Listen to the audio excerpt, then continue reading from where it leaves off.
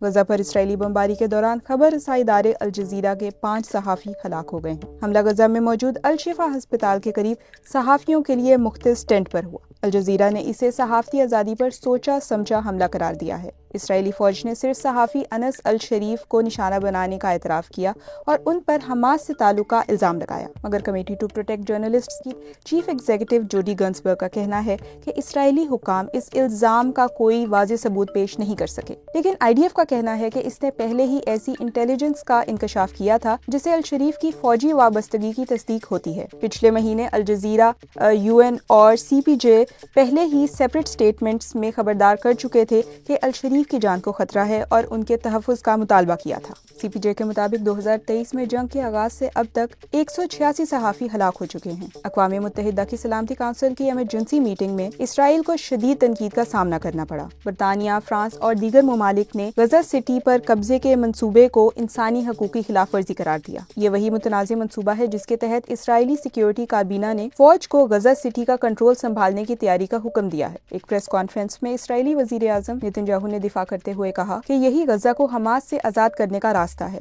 دوسری جانب اسرائیل میں خود احتجاج جاری ہے، جہاں ہزاروں افراد جن میں ہوسٹیجز کے اہل خانہ بھی شامل ہیں حکومت کے جنگی منصوبے کے خلاف مظاہرے کر رہے ہیں۔ ان سب حالات کے بیچ آسٹریلیا نے اعلان کیا ہے کہ وہ ستمبر میں اقوام متحدہ میں فلسطین کو ریاست کے طور پر تسلیم کرے گا۔ ان سے قبل برطانیہ، فرانس اور کینیڈا بھی یہی اعلان کر چکے ہیں۔